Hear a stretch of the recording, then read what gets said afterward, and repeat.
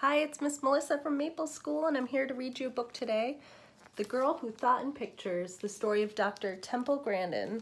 It's written by Julia Finley Mosca, and it's illustrated by Daniel Riley. Thank you to both of them for letting us share this book with our kids in school.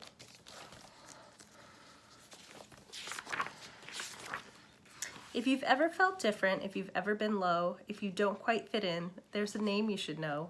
Temple Grandin's that name. In her tale you'll find glory. So get ready, get set for this cowgirl's true story.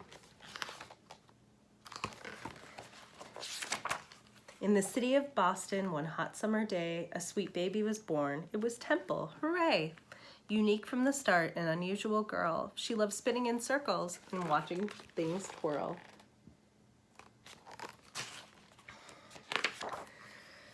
But some things she hated, like certain loud sounds or bright crowded places, large cities and towns. Frilly dresses with tags made her itch, pull, and tug. Something else that she hated? A big squeezy hug.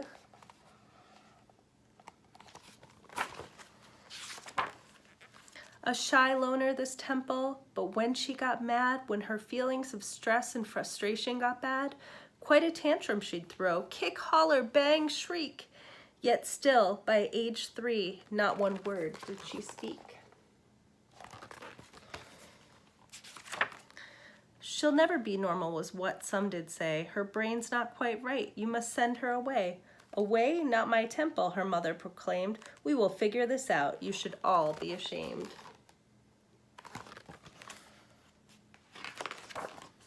Then little by little, though sometimes she balked, special teachers helped Temple, and one day she talked.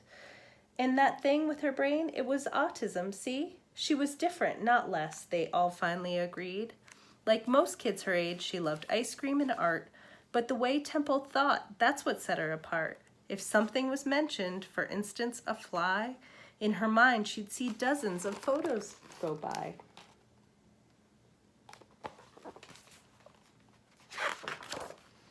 When the time came for school, let's just say that was hard. Kids taunted and chased her all over the yard.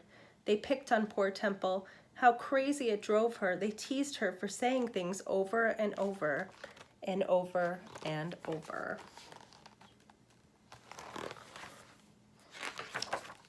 Until finally she snapped. Yes, she did. Lost her cool, threw a book at a kid, and was kicked out of school. No one really got Temple. But well, then again, the truth of it was, Temple didn't get them. You need time away, said her mom, that's what's best. You'll go visit your aunt on a ranch way out west. And guess what? Fitting in on a farm was less stress, since the pigs didn't care if her hair was a mess. Quite a sweet spot she had for the cows in their herds, such big, gentle beasts who knew nothing of words. As she watched her new friends, a thought popped in her head. These cows think like me in pictures instead.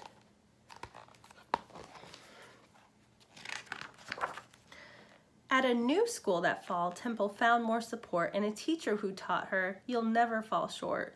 When you find what you're good at, like science, you'll soar.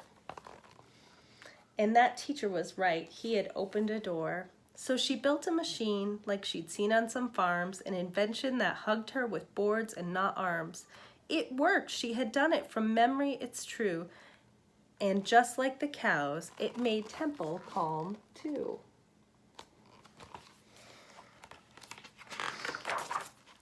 I'm special, she thought, like a bright shooting star. My attention to details could help me go far.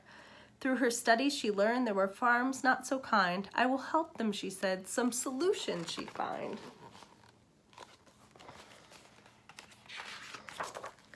And then something cool, can you guess, could it be? Off to college she went. A degree, she earned 3. And though ladies weren't experts on farms at the time, do you think that stopped Temple? No way, she did fine. She stepped through that door and went forward, no tears. She took on the world, but at times she had fears. Because some things were scary, like people she'd meet who'd ignore her ideas, and well, wouldn't be sweet.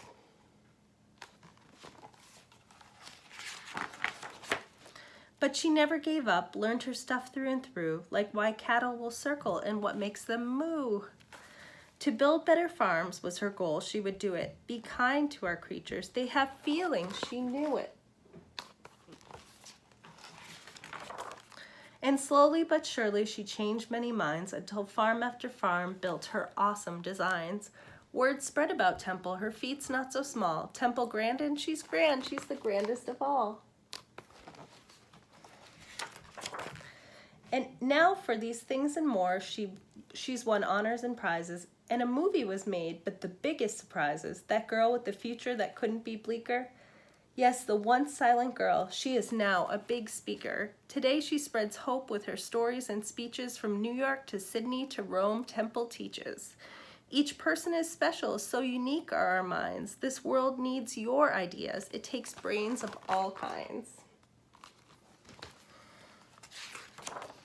So here is the lesson. Feeling odd or offbeat, being different might be what makes you so neat. Don't let doubt hold you back, not for 1 minute more. Stand tall and like Temple, march right through that door. And here's a little note from Temple Grandin herself. It says, "Dear reader, as a child, I was really glad that my mother always encouraged my ability in art. I encourage you to find something you are good at and work on developing it. If you are interested in becoming a scientist like me, find cool new ways to look at things such as microscopes and telescopes. Explore nature. Think up your own hands-on science experiments. Keep learning, especially from your mistakes." Temple Grandin. And there's a picture of the real Temple Grandin there.